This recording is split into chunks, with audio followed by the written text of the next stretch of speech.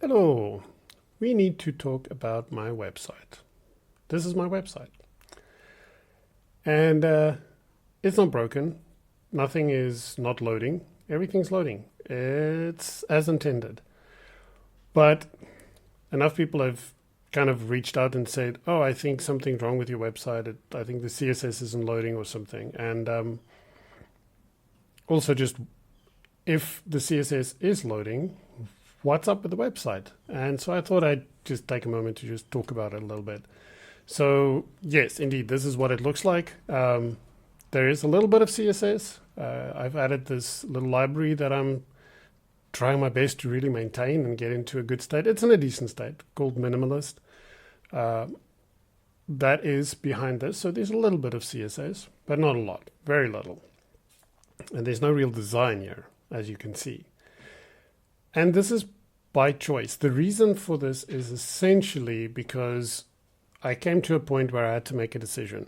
I wasn't blogging anymore, and the basic thread of why I wasn't blogging was essentially I wasn't blogging because I didn't have a website. I didn't have a website because I didn't have a design.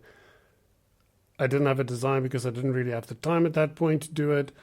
And so because I didn't have a design, I didn't implement the website. Also, I didn't really have time to implement the website. And so, round and round it goes, which means I just wasn't writing. And I actually enjoy writing a lot. And so I thought, you know what?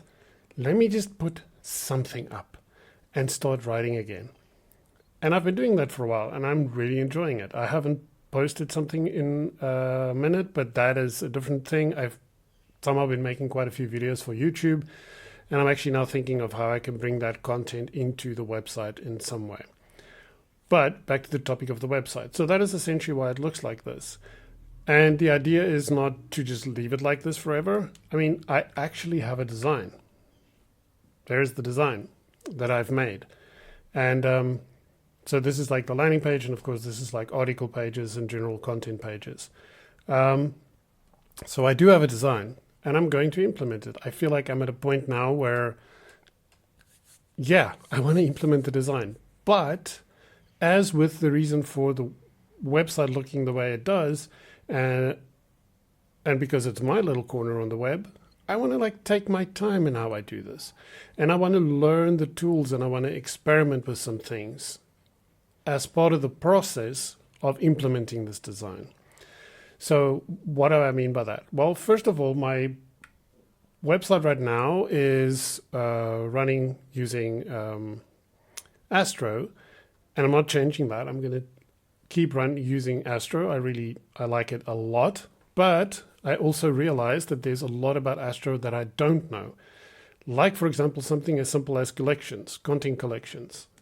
It's a thing, it's super cool, and I'm not using it for my blogs, for example, my blog posts. I want to make use of it effectively. So I want to learn really the details about the tools I'm using to make sure I'm using them effectively. And then there's some stuff that I really want to experiment with and learn more about, for example, design tokens. So a couple of years ago, like 4 or 5 years ago, maybe it's not that long, I don't know, time, I was really interested in design tokens because I love design systems. I really like working on them. I love using them when they're well thought out and well implemented. And I want to create a design system for my site, right? And I want to use it, and I want to do a good job at it. So I want to explore design tokens again because there is a standard that's being actively worked on. And I've just joined the working group again, subscribed to the GitHub repository so that I can get notifications. And there's actively people working on this. And I actually want to explore how this has evolved, look at the tools that's available, and start using these things again. And like right now, for example, my designs are in Figma. And one of the first things I want to do is I want to transfer them over to PenPot. Again, a tool I used a couple of, maybe 2 years ago or so. And it was nice, but it was still very rough around the edges. And I kind of felt that even though it was good and I could see the promise in it, I was just fighting the tool a little bit at that point, and that's never a good thing. You shouldn't be fighting your tools. It should be making you work better, work more effectively, and enjoy what you're doing, right? So as soon as you start finding your tools, you need to understand, is it a user error, or is it just that the tool isn't quite ready yet? Most recently, Penpot announced design tokens, and they're actually working with and relying on and basing the things they're bringing in with regards to design tokens and Penpot on the evolving standard. So I was like, I'm all in. I also played around with it a little bit, and the way it does flex and grid is just super cool. So expect some videos about that coming. That's the other thing. As I experiment and do these things, like for example, transferring my designs over into Penpot, I want to make videos about it and share and write articles about it and share my experience with these things, so other people can maybe also experiment with potentially using Penpot. I'm not hating on Figma at all. It's a really great tool, but there's something about Penpot that I really like, so I want to experiment with it again. Also, if you look at stuff like this, Lighthouse is not the be-all end-all, but it's an indication of how things are going. And I really like these numbers, and I'd like to stay as close to them as possible. And when I deviate from them, I'd like to understand, why am I deviating? And is there something I can do about it? I know at some point performance will slip, but of course I want to keep a close eye on it. Also, like web page test, looking at the web vitals. It's great at the moment. This is literally my largest contentful paint. A plain old H1. I'm not using a custom font, so it's not like I'm loading a custom web font that's causing it. It's just the largest contentful paint. Again, that will not be the case always, but I'd like to stay as close to that as possible. And also write about all of these things as I experimented. Because I see this and your website as your little place on the internet you get to fuck around and do whatever the hell you want. Experiment. Constantly evolve it, try new things on it, and write about what you find. It's the one place where nobody can tell you you're not allowed to, or no, that is not good enough, or no, why are you doing it like this? It's your little place on the web. You can do whatever you want. And that's why I wanted to make it like this and leave it like this for a while, because I can. Therefore I did, and I don't apologize for it at all.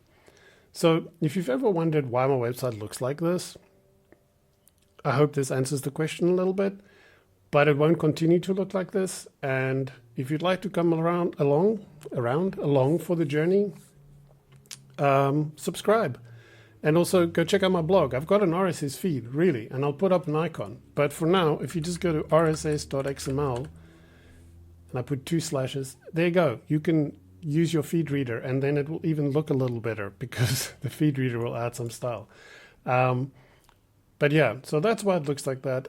I hope this explains it a little bit. And I hope you make a place for yourself on the web also where you can experiment. And it doesn't just have to be one website. You can have many websites and do your thing on there and experiment with ideas, different technologies, different approaches.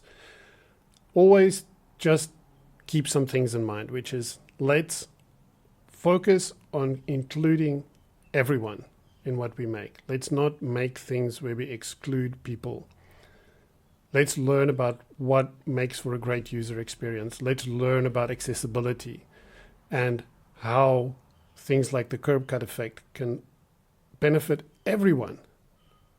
Why it's not always just about making affordances for others, but how can we make things that's just a joy to use for everyone.